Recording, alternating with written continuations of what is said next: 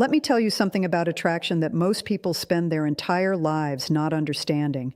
When a woman genuinely likes someone and when she feels something real in his presence, her body begins communicating that feeling long before her words are anywhere close to ready. And the most honest, most revealing part of that communication happens through self-touch, through the specific things she reaches for, adjusts, or holds in the moments when her emotional system is running at a higher intensity than usual. These are not conscious signals. That is exactly what makes them so reliable. The body doesn't perform attraction the way the face sometimes does. It simply responds, honestly, immediately, and with far more information than most men have ever been taught to receive. Today, we are going to change that. Here is the specific frustration I want to speak to directly. You've been in conversations with women you were genuinely drawn to, conversations that felt charged with something you could sense but couldn't confirm, and you walked away uncertain, not because nothing was happening, but because you didn't have the language to read what her body was already clearly saying. And that uncertainty is costly. It keeps you hesitating in moments that deserved confidence. It keeps you second-guessing signals that were real. It keeps you waiting for verbal confirmation that, in the language women naturally use to express early attraction, almost never comes first. What comes first is the body, and today you learn to read it.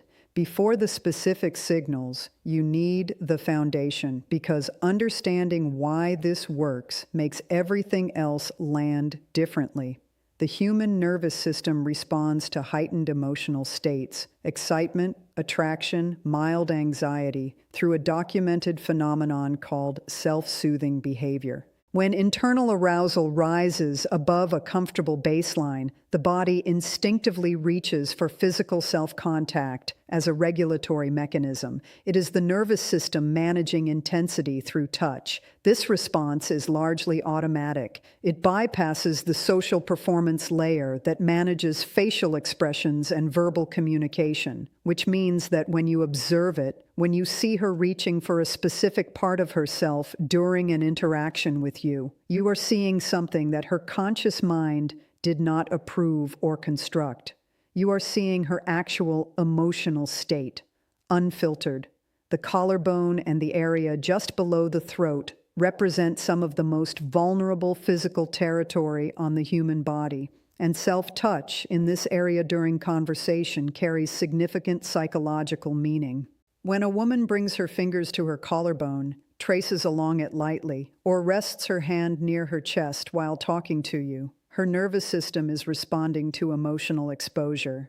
She is in a heightened state, and her body is managing that intensity through contact with a vulnerable area. Watch for this, especially in moments after you've said something that genuinely affected her, after real laughter, after a moment of shared understanding that neither of you fully anticipated.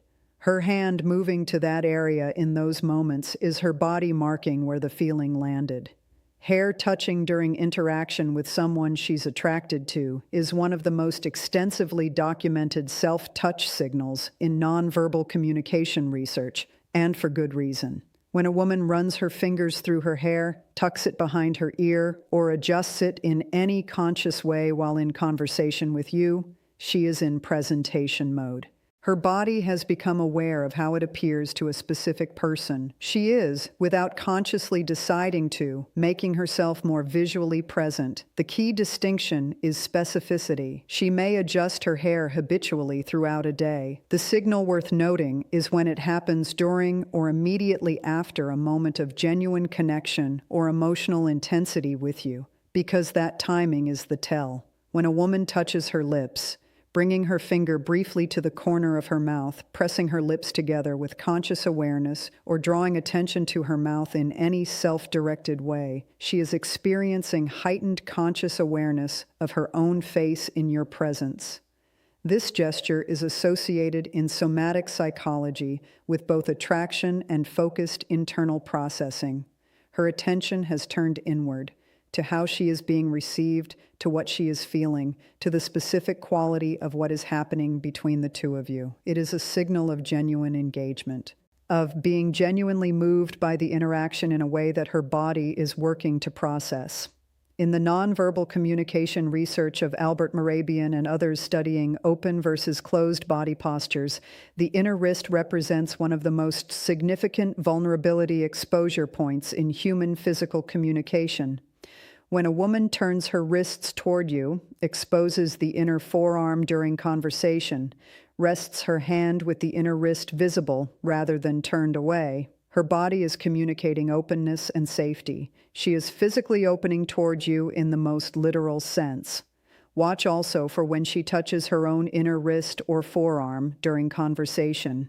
That self-contact in that specific location, in the presence of someone she's attracted to, carries the same vulnerability disclosure quality, her body acknowledging its own openness. When a woman briefly touches her own shoulder or upper arm during a conversation with you, a light squeeze, a brief hand placed there, she is experiencing the specific kind of emotional intensity that requires physical anchoring.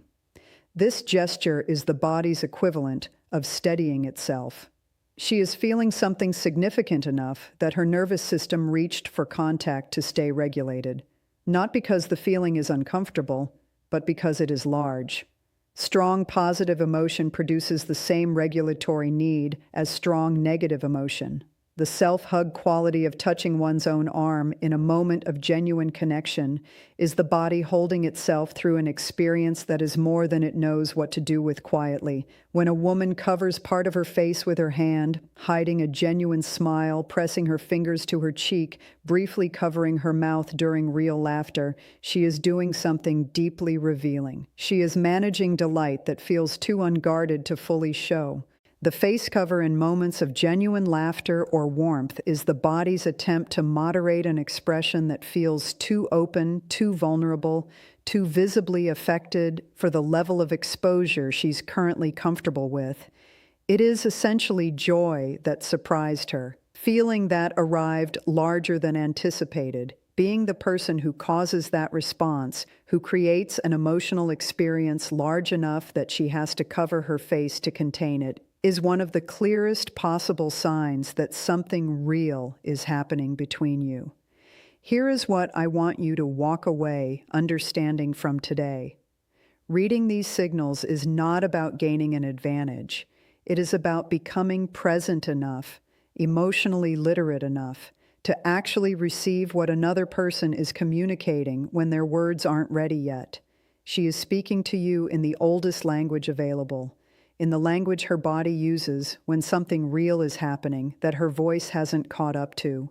And every signal we covered today is her nervous system telling you in the most honest way it knows how. Something about you is affecting me. Something about being near you is more than I was prepared for. Your job is not to decode her. Your job is to show up present enough to notice and warm enough to meet what you find. Because genuine connection begins the moment one person becomes fluent enough in the other's unspoken language to truly hear what's being said. You now have that fluency. Use it with care. If today gave you a new way of seeing the connections already in your life, subscribe. Every week we go this deep into attraction, psychology, and the quiet language of human connection. I'll see you in the next one. Start paying attention differently. The signals have always been there.